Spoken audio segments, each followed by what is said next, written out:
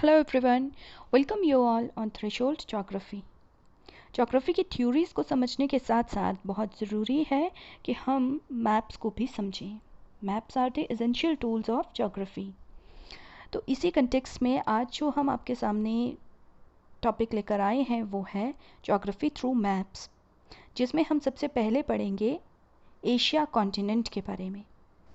अगर आपको टॉपिक पसंद आता है तो प्लीज़ लाइक, शेयर और सब्सक्राइब कीजिए ताकि आने वाले टाइम में भी आपको इस चैनल से जुड़ी हुई नोटिफिकेशंस जो हैं टाइम टू टाइम मिलती रहें. आज हम वर्ल्ड मैप को डिस्कस करने वाले हैं. देखिए, पूरे वर्ल्ड को डिफरेंट कॉन्टिनेंट्स में डिवाइड किया गया है और ओशंस में डिवाइड किया गया है. जो आपका ब्लू पोर्शन जितना भी आपको दिख रहा है, 5 मेजर ओशंस में इनको डिवाइड किया गया है. और जो आपके ये लैंड पोर्शन है इसको 7 डिफरेंट कॉन्टिनेंट्स में डिवाइड किया गया है. आज जो हम फोकस करने जा रहे हैं वो है एशिया कॉन्टिनेंट के ऊपर. एशिया कॉन्टिनेंट वर्ल्ड का लार्जेस्ट कॉन्टिनेंट है. टोटल नंबर ऑफ कंट्रीज़ की बात करें तो 48 कंट्रीज़ आपकी एशिया में इंक्लूड की गई हैं.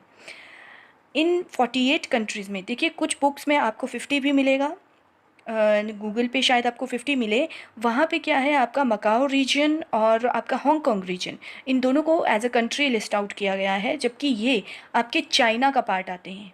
ठीक है, तो आपके पास टोटल नंबर ऑफ़ कंट्रीज़ कितने हैं पॉलिटिकल बाउंड्रीज एशिया की? 48. बात करते हैं एशिया के एरिया की. लोकेशन क्या है? लोकेशन देखिए, वर्ल्ड मैप के कंटेक्स्ट में देखा जाए तो हमारा एशिया जो है वो नॉर्थ ईस्ट कॉन्टिनेंट के रूप में एमर्ज होता है. नॉर्थ ईस्ट कैसे? ये रहा आपका 0 degree line, 0 degree equator line. ये पूरे वर्ल्ड को 2 हेमिस्फीयर में डिवाइड करती है, नॉर्दर्न हेमिस्फीयर और सदर्न हेमिस्फीयर, यानी उत्तरी गोलार्ध और दक्षिणी गोलार्ध. तो एशिया आपका किस में पड़ता है? उत्तरी गोलार्ध में. ठीक है, मैंने साथ में बोला कि नॉर्थ ईस्ट में. अब ईस्ट में कैसे है? देखिए, यहाँ पे 0 डिग्री ग्रीनविच लाइन जो है वो पूरे वर्ल्ड को 2 हेमिस्फीयर में डिवाइड करती है. एक आपका वेस्टर्न हेमिस्फीयर और एक आपका ईस्टर्न हेमिस्फीयर. ठीक है, तो टोटल हमारे पास कितने हेमिस्फीयर हुए? 4. North, south, west and east. ठीक है, इसमें से एशिया कॉन्टिनेंट जो है आपका वो नॉर्थ ईस्ट में, नॉर्थ ईस्ट हेमिस्फीयर में एग्जिस्ट करता है.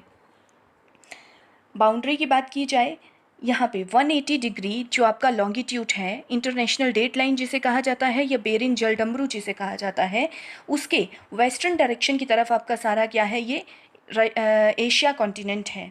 यहाँ से 180 डिग्री आपका जो बेरिंग जलडमरू है, ये आपको ऑरेंज कलर में जो दिख रहा है, ये है रशिया. रशिया आपका एशिया कॉन्टिनेंट का एक मेजर कंट्री है, एरिया वाइज सबसे बड़ा कंट्री है रशिया. ठीक है, लेकिन यहाँ पे इम्पॉर्टेंट बात ये है कि पूरा रशिया आपका एशिया में इंक्लूड नहीं होता है. ये देख रहे हैं आप टिप, यहाँ से कैस्पियन सी की तरफ एक फिजिकल डिवाइड है इस रशिया में जिसे कहा जाता है यूराल माउंटेन, URAL.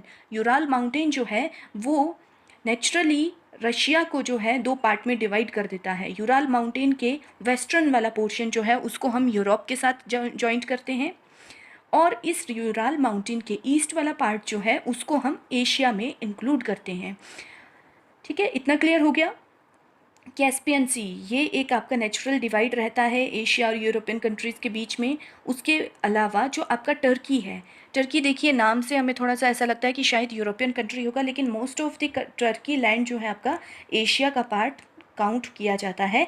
इसका सिर्फ एक पोर्शन जो है वो यूरोपियन जुडिशरी के अंडर आता है. ठीक है, तो टर्की भी किस में है? आपका एशिया का पार्ट का काउंट होता है. उसके अलावा यहाँ पे फोकस करें अगर हम, तो Syria, Iran, Jordan, Baghdad, Iraq, Iran, ये सारी जितनी भी कंट्रीज़ हैं आपकी किस में आती हैं? ये आती हैं एशिया के पार्ट में. ठीक है, इस पोर्शन को कहा जाता है सेंट्रल एशिया. जो आपकी स्तान कंट्रीज़ हैं, कज़ाकिस्तान, उज़्बेकिस्तान, ठीक है, ये सारी आपकी कितनी हैं? ये सेंट्रल एशिया का पार्ट है. रशिया जो है आपका वो नॉर्थ एशिया का पार्ट आता है. ये नॉर्थ एशिया, ये सेंट्रल एशिया, चाइना, मंगोलिया ये आ गया, और जापान, ये कंट्रीज़ आ गई आपकी ईस्टर्न एशिया का पार्ट. जबकि इंडिया जो है आपका वो सदर्न एशिया में काउंट होता है. किस में? सदर्न एशिया में काउंट होता है. रही बात इंडोनेशिया की, तो इंडोनेशिया आपका काउंट होगा साउथ ईस्ट एशिया में.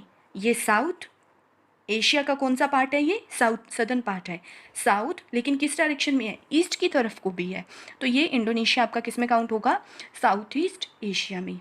देखिए यहाँ पे एक कंट्री है पपुआ न्यू गिनिया, ये आपका पॉलिटिकल डिवाइड है, ये किस में आ जाएगा? ये आएगा आपका ऑस्ट्रेलिया कॉन्टिनेंट में, और ये पिंक वाला पोर्शन ये सारा इंडोनेशिया के अंडर आएगा, ये आएगा आपका एशिया कॉन्टिनेंट का पार्ट।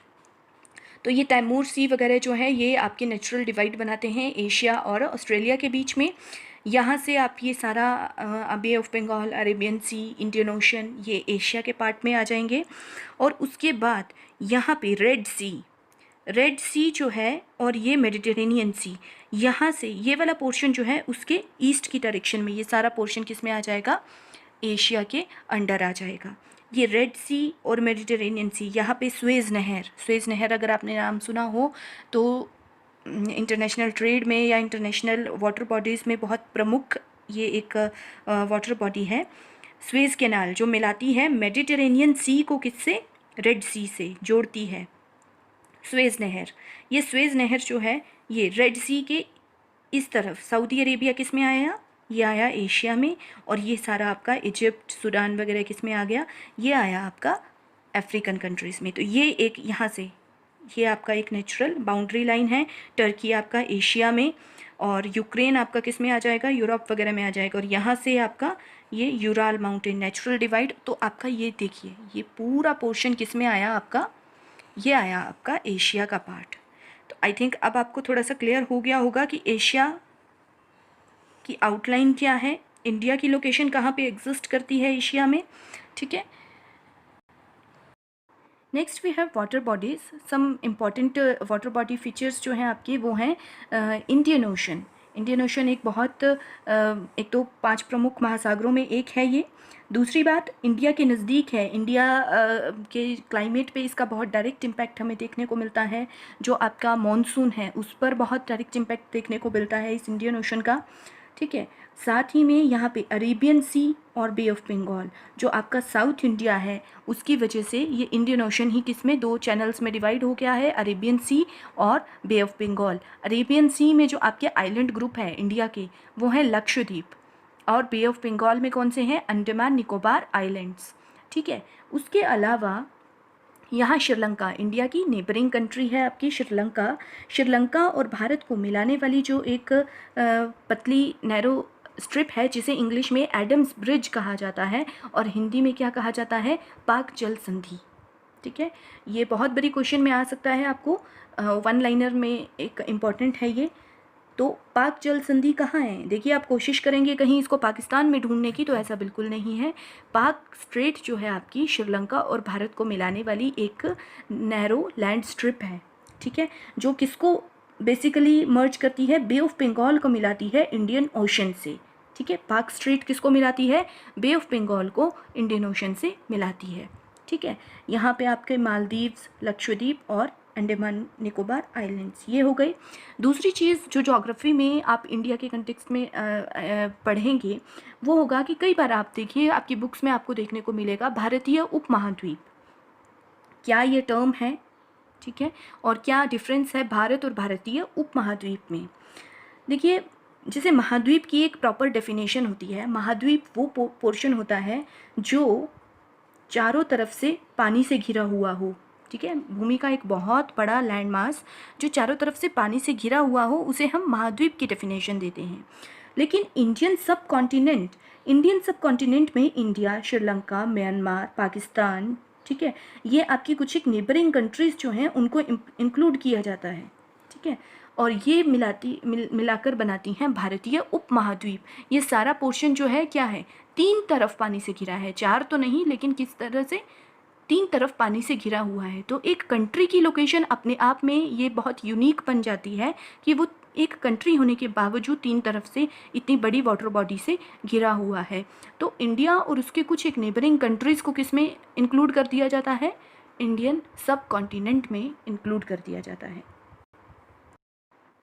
यहाँ हमने पढ़ा इंडियन ओशन के बारे में। नेक्स्ट जो इम्पॉर्टेंट वाटर बॉडीज़ हमें एशिया में देखने को मिलती हैं वो हैं आपकी रेड सी।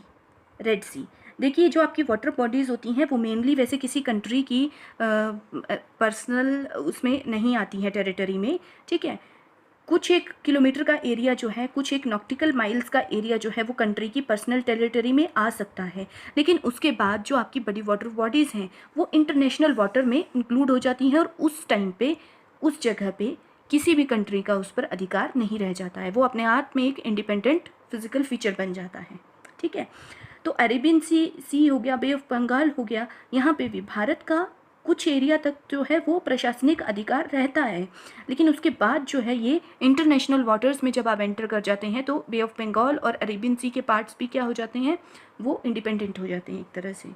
एक चीज़ दूसरी हम बात करेंगे रेड सी और मेडिटेरेनियन सी, भूमध्य सागर। पूरे ग्लोब में अगर देखा जाए तो ये क्या है, ये एक ऐसी वाटर बॉडी है जो पूरे ग्लोब में बिल्कुल बीचों बीच है, इसीलिए इसे क्या कहा जाता है, भूमध्य सागर। तो भूमध्य सागर को लाल सागर से मिलाने वाली जो आपकी नहर है उसे कहा जाता है स्वेज नहर। ठीक है, तो स्वेज नहर कहाँ है, ये भूमध्य सागर और लाल सागर के बीच में। उसके अलावा कैस्पियन सी, यहाँ पे कैस्पियन सी, ये ब्लैक सी, और यहाँ पे एक ये इम्पॉर्टेंट लेक है आपकी, लेक बैकाल, रशिया में है, मंगोलिया के बिल्कुल ऊपर जैसे, यहाँ पे है लेक बैकाल। लेक बैकाल जो है वो विश्व की सबसे गहरी झील है, विश्व की सबसे गहरी झील है, लगभग 1600 मीटर की इसकी गहराई है। तो लेक बैकाल यहाँ पे हो गया। उसके बाद आ गया आपका ये साउथ चाइना सी। देखिए आप न्यूज़ वगैरह में अभी अगर आप सुने तो साउथ चाइना सी का विवाद जो है वो बहुत चला रहता है चाइना और उसकी नेबरिंग कंट्रीज़ के साथ में। मैंने आपको पहले ही बोला कि किसी भी बड़ी वाटर बॉडी पे किसी एक पर्टिकुलर कंट्री का अधिकार नहीं होता है। जब आप इंटरनेशनल वाटर्स की बात करते हैं तो उस पर किसी का अधिकार नहीं होता है।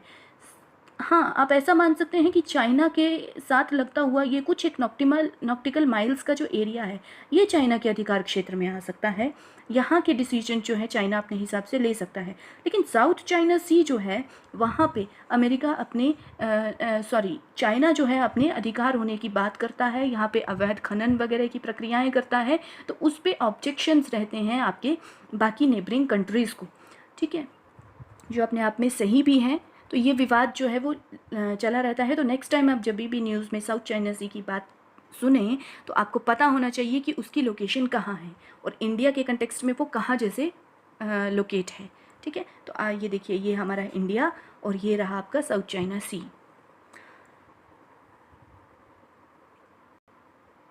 आई विश आप लोगों को थोड़ा सा एक आइडिया हो गया होगा आज एशिया कॉन्टिनेंट के बारे में, कुछ एक चीज़ें हमने सीखने को मिली। आप एक वर्ल्ड मैप लेंगे, प्रैक्टिस जो है ज्योग्राफी में मैप की बहुत ज़रूरी है। कोई भी चीज़ आप मैप में सुनते हैं तो उसको अप्लाई कीजिए मैप पे। एक आउटलाइन मैप जो है बाज़ार से ख़रीद लीजिए, 1-2 रुपए में आ जाएगा वो।